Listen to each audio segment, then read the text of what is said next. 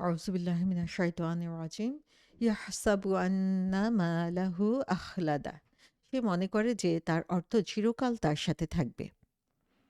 সূরা হুমাজার ৩য় আয়াত। ২য় আয়াতে আল্লাহ সুবহানাহু ওয়া তাআলা বলেছেন সেই ব্যক্তির কথা যে হচ্ছে অর্থ সম্পদ জমা করে রাখে এবং সেটাকে গুণে, গুণে রাখে।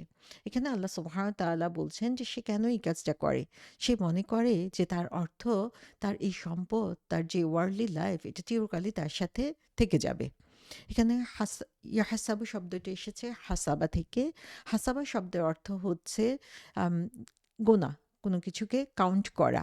আ সে আ সেখান থেকে ইহসাবু শব্দটি এসেছে এবং ইহসাবু শব্দের অর্থ হচ্ছে ধারণা করা, কোনো কিছু নিয়ে চিন্তা করা।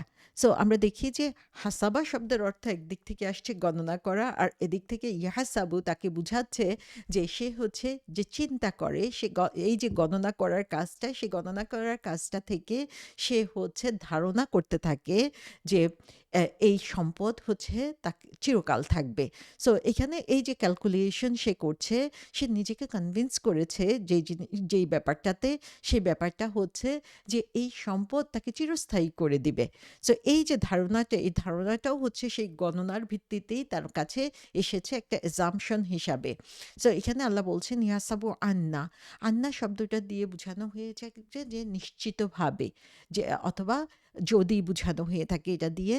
সো এখানে বোঝানো হচ্ছে যে সে মনে করে যে নিশ্চিতভাবে মা লাহু তার সম্পদ। মাল শব্দটার সাথে আমরা আগেই পরিচিত হয়েছি, যার অর্থ হচ্ছে সম্পদ, এবং মা লাহু হচ্ছে তার সম্পদ। এবং সেকেন্ড আয়াতে আমরা দেখি আল্লাহ সুবহানাহু ওয়া তাআলা বলেছেন মালান, সেখানেও সম্পদ বলা হয়েছে। এবং এই সম্পদটা হচ্ছে আল্লাহ সুবহানাহু ওয়া তাআলা বলছেন যে এই যে সম্পদটা সে অর্জন করেছে, আহ, জামা মালান, সে সম্পদটা ছিল ইন জেনারেল এবং সেটা তার নিজস্ব সম্পদ ছিল না। কিন্তু এখন যখন সে ধারণা করছে বলছেন, তখন তিনি বলছেন যে মা লাহু তার সম্পদ। সো এটা তার সাইকোলজিক্যাল স্টেটটাকে বোঝানো হয়ে থাকে যে সে মনে করে এটা তার সম্পদ এবং এটা তাকে ইটারনাল লাইফ দিবে। সো এই যে অর্থটা সে, এই যে সম্পদ সে জমা করেছে, সে জমা করেছে বিভিন্ন উপায়ে, হালাল হারাম দুর্নীতি যেভাবেই হোক না কেন, যেভাবেই সে নিজের জন্য এটা উপযুক্ত মনে করেছে, সেভাবেই সে জমা করে সেটা তার মনে করে নিয়েছে সে। সো সেভাবে এটা হচ্ছে মা লাহু তার সম্পদ। যে সে কিভাবে এই অর্থ উপার্জন করেছে সেটা এখন সে চিন্তা করুক যে কোন উপায়ে করেছে, এবং সেই সম্পদটা সেভাবে তার সাথে অ্যাটাচমেন্ট তৈরি করছে এখানে। মালাহু আখলাদা। আখলাদা শব্দটি এসেছে খুলুদ থেকে। আমরা যখন কোরআন পড়ি তখন সবাই খেয়াল করব, যখন এই জান্নাতের কথা বলা হচ্ছে, জাহান্নামের কথা বলা হচ্ছে, তখনই বলা হচ্ছে খালিদিনা ফিহা, যে তারা সেখানে চিরন্তন সময় থাকবে। সো এই যে হলুদ শব্দটা থেকে এই আখলাদা শব্দটা এসেছে। সো আখলাদা শব্দের অর্থ হচ্ছে অনগোয়িং, যেটা হচ্ছে কন্টিনিউয়াস, যেটা ফরএভার, যেটা চিরন্তন, যেটা চলতেই থাকে, সেটা বোঝানোর জন্য আহ্লাদা বলা হচ্ছে।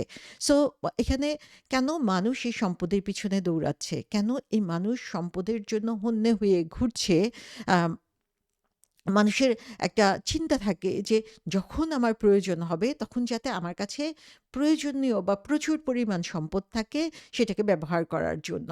এবং এই সম্পদের মাধ্যমে সে কি চাচ্ছে, আমরা আগেও বলেছি, এই সম্পদের মাধ্যমে সে চাচ্ছে সার্টেনিটি, নিশ্চিন্ততা জীবনে। সে মনে করছে যে মোর মানি মোর সিকিউরিটি। সো অনগোয়িং যখন মানুষের একটা সাস্টেনেন্স থাকে অথবা একটা ইনকামের ব্যবস্থা থাকে, আহ, তখন মানুষ চিন্তা করে যে সে আরেকটু ওভারটাইম করবে। সো ওভারটাইম করার মাধ্যমে সে কি করে, তার নর্মাল যে ইনকাম সেটার চেয়েও বেশি সেভিংস করতে চায়। এবং সে মনে করে যে তার যদি একটু বেশি সেভিংস থাকে তাহলে সে কি করবে, ম্যাক্সিমাম ক্ষেত্রে অনেকে হচ্ছে তার প্রয়োজন পূরণের জন্যই ওভারটাইম করতে হয়, কিন্তু ম্যাক্সিমাম মানুষ তার প্রয়োজন পূরণের পরেও ওভারটাইম করে যাতে সে হচ্ছে লং টার্ম ফিউচারে তার জন্য টাকা জমা রাখতে পারে।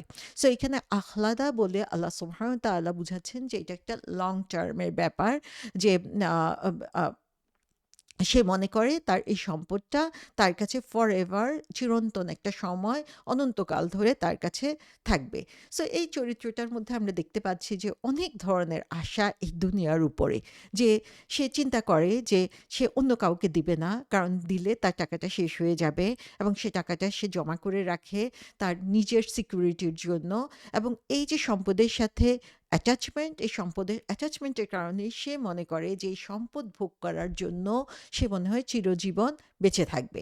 এখানে আমরা খেয়াল করি যে আল্লাহ সুবহানাহু ওয়া তাআলা আম আ যে কথাটা বলেছেন, এখানে আল্লাহ বলেন নাই যে তার মানি বা তার সম্পদ তাকে চিরন্তন জীবন দান করবে। আখলাদা বলা হয়েছে। সো আখলাদা শব্দের অর্থ হচ্ছে, এটা পাস্ট টেন্স। তার মানে হচ্ছে, বলা হচ্ছে যে তার সম্পদ অলরেডি যেন তাকে চিরন্তন বানিয়ে দেওয়া হয়েছে। So already done, already accomplish. এর মাধ্যমে কি বোঝানো হয়েছে? এর মাধ্যমে বোঝানো হয়েছে যে সে এমনভাবে তার জীবনকে অতিবাহিত করে, তার মনে হবে যে মৃত্যু কোনো রিয়েলিটি না। সে মনে করে যে তার যে অবস্থা এখন রয়েছে, সে অবস্থা কখনো পরিবর্তিত হবে না। সে চিন্তা করে না যে সে মরণশীল, তাকে একসময় চলে যেতে হবে এই দুনিয়া ছেড়ে। সে তখন চিন্তা করে একটা উইকেন্ড থেকে আরেকটা উইকেন্ডে, এক পার্টি থেকে আরেক পার্টিতে, এক সম্পদের কালেকশন থেকে আরেক সম্পদের কালেকশনে। সুবহানাল্লাহ! আমাদের অনেকের কাছেই এই চিত্রগুলো খুবই ফ্যামিলিয়ার মনে হতে পারে। যে আমরা এই দুনিয়াটাকে নিয়ে এমনভাবে ব্যস্ত থাকি, আমরা মনে করি এটাই আমাদের জীবন। এরপরে আর কোনো কিছু নেই। এবং এর মাঝখানে যে সময় রয়েছে, এক পার্টি থেকে আরেক পার্টির, যখন একটা পার্টি শেষ হয় তার মাথায় তখন চিন্তা করতে থাকে যে আরেকটা পার্টিতে কী করবে? নেক্সট উইকেন্ডে তার জন্য কী আছে?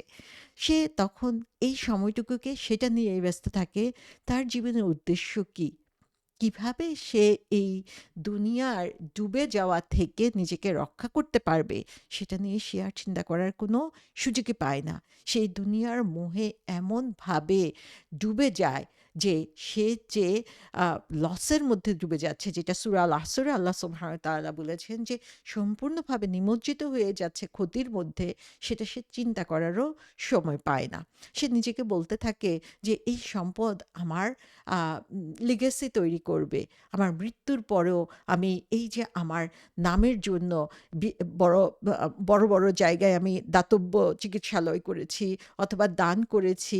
মানুষ যাতে আমার নামে করেছি। আল্লাহ সুবহানাহু ওয়া তাআলা মানুষের ইনটেনশন জানে। অনেকে অবশ্যই ভালো নিয়তে করে থাকেন।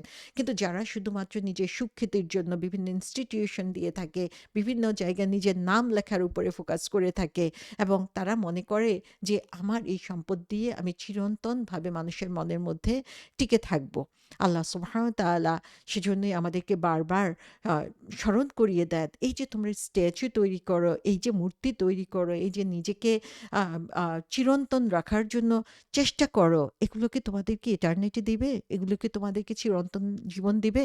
অথচ আল্লাহ সুবহানাহু ওয়া তাআলা আমাদেরকে চিরন্তন জীবনের সুসংবাদ জানিয়ে দিচ্ছেন যে সেখানে গেলে আমরা কি পাবো? সেটার প্রতি আমরা ভ্রূক্ষেপও করছি না।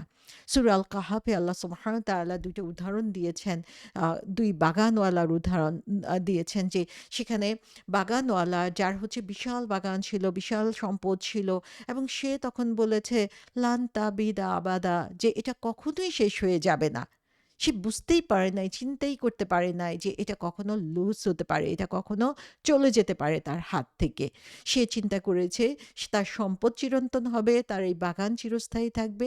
মানুষ চিন্তা করে সে মিলিয়ন ইয়ার্স বাঁচতে পারলে সেটাও সে বাঁচবে, এবং সে মনে করে যে তার জীবনে কঠিন সময় আসবে না, খারাপ সময় আসবে না। তার এই সম্পদ আছে মানেই সে পার্মানেন্টলি সেট হয়ে গিয়েছে, কেউ তার কোনো ক্ষতি করতে পারবে না। সো এটা হচ্ছে এক ধরনের ডিলিউশন, যে আমরা এই সম্পদে এমন বেশি ইনটক্সিকেটেড হয়ে যাই। এই সম্পদের মধ্যেই এটাই হচ্ছে এক ধরনের এডিকশনের মতো হয়ে যায়, যে মানুষ ভুলে যায় তার আশেপাশে কি আছে, মানুষ ভুলে যায় তার পরিণতি কি হতে পারে।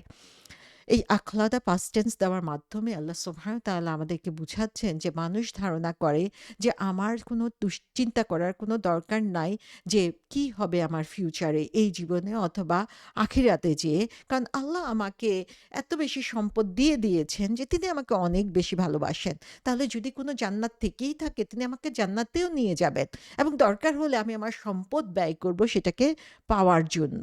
সো এইরকম মানুষ চিন্তা ভাবনা করে এসেছে এবং সেই চিন্তাই হচ্ছে তাদেরকে এই ভুল পথে পরিচালিত করে। সো এবং অনেক সময় সে মনে করে যে সে এমন এক প্রাসাদ বানাবে, এমন এক জায়গায় থাকবে যে সেটা কখনো ধ্বংস হবে না। আমরা সাদ্দাদের বাগানের কথা জানি যে সে এমনভাবে তৈরি করেছিল কিন্তু সেখানে সে প্রবেশ পর্যন্ত করতে পারে নাই। সো আল্লাহ সুবহানাহু ওয়া তাআলা দুনিয়াতে আমাদের চোখের সামনে অনেক উদাহরণ রেখে দিয়েছেন। কিন্তু সেই উদাহরণগুলোর প্রতি সে তার চোখকে বন্ধ করে ফেলে। সে সেগুলো দেখতে চায় না।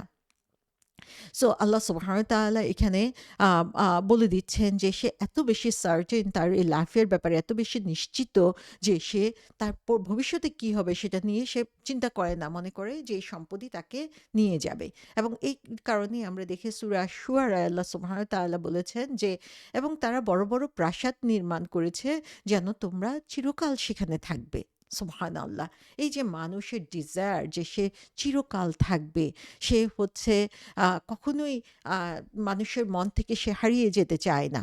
সে তার মাথায় এই চিন্তাটা নাই যে আল্লাহ সুবহানাহু ওয়া তাআলা সেই চিরন্তন জীবনের কথাই বলে দিয়েছেন, তোমাকে শুধু এই শর্ট লাইফে একটু কষ্ট করতে হবে।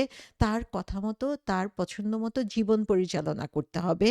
তাহলেই হচ্ছে তুমি সেই লাইফটা পেতে পারো। কিন্তু মানুষ মনে করে এই দুনিয়াটাকেই সে চিরন্তন বানিয়ে ফেলবে। সো সে মনে করে যে সে যদি একটা হসপিটালে অথবা একটা চ্যারিটি অর্গানাইজেশনে ডোনেট করে, সেখানে তার নামটাকে ঝুলিয়ে দেওয়া হয়, তাহলেই মানুষ তাকে দিনের পর দিন মনে রাখবে। আসলে কিছুদিন পর সে বিল্ডিংয়ের অস্তিত্বই তো থাকে না। তার সম্পদ কিভাবে দুনিয়াতে তার নামকে অটুট রাখবে? সো এই মানুষদের ব্যাপারে আল্লাহ সুবহানাহু ওয়া তাআলা এখানে বলেছেন যে এটা মানুষকে এমনভাবে ডিস্ট্রাক্টেড করে যে সে তার সত্যিকার জীবনের কথা ভুলে যায় এবং তার দুনিয়ার জীবনে তার ডিফারেন্ট লক্ষ্যবস্তু সে লক্ষ্য স্থির করে দেয় এবং সেই ডিফারেন্ট পার্সুটগুলো নিয়ে সে নিজেকে এমনভাবে ব্যস্ত রাখে যে সে তখন আখিরাতের কথা ভুলে যায়। এই আয়াতের একটা অর্থ এরকম যে সে তার সম্পদকে এত বেশি ভালোবেসেছে যে ইন্টেন্স একটা লাভ তার মধ্যে চলে এসেছে যতক্ষণ পর্যন্ত না সে চিন্তা করে যে তার এই সম্পদ শেষ হয়ে যেতে পারে, তার জীবন শেষ হয়ে যেতে পারে, তার মৃত্যু চলে আসতে পারে। সো সে তখন তার এই জীবনটাকেই আগলে রাখার জন্য এই সম্পদটাকে ধরে রাখতে চায়। সো আসলে সে এটা বুঝে না যে এই সম্পদকে সে যদি আসলে দান করে আল্লাহ সুবহানাহু ওয়া তাআলার নির্দেশ মতো, মানুষকে যদি এটার মাধ্যমে সে সুখী করতে পারে, যে কষ্টে রয়েছে, যে হচ্ছে খেতে পায় না, যে হচ্ছে চরম কঠিন অবস্থার মধ্যে দিয়ে যাচ্ছে, সে যখন তাকে এই সম্পদ দিয়ে হেল্প করবে, তার মনের মধ্যে সে কিন্তু চিরজীবন থাকবে। তার মনের মধ্যে তার আজীবন সে সেটাকে মনে রাখবে এবং তার মাধ্যমে অন্যরা তাকে স্মরণ করবে। সো মানুষ আসলে দুনিয়াতেও যদি খ্যাতি পেতে চায়, দুনিয়াতেও যদি মানুষের ভালোবাসা পেতে চায়, মানুষের মনে স্থান লাভ করতে চায়, তাহলেও তার উচিত যে আল্লাহ সুবহানাহু ওয়া তাআলা যাদের জন্য এই সম্পদ ব্যয় করতে বলেছেন, সেই পথে সে সম্পদগুলোকে ব্যয় করা। সূরা মুনাফিকুনে আল্লাহ বলছেন যে, "আমি তোমাদেরকে যা দিয়েছি তা থেকে মৃত্যু আসার আগেই ব্যয় করো।" অন্যথায় সে বলবে, "হে আমার পালনকর্তা, আমাকে আরো কিছুকাল অবকাশ দিলে না কেন?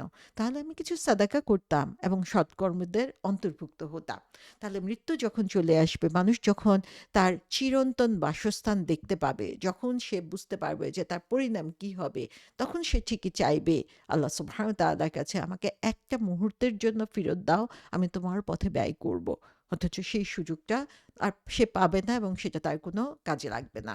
রাসূল সাল্লাল্লাহু আলাইহি ওয়াসাল্লাম বলেছেন যে, "তোমরা দান করো কোনো ডিলে ছাড়া, দেরি না করে তোমরা দান করো।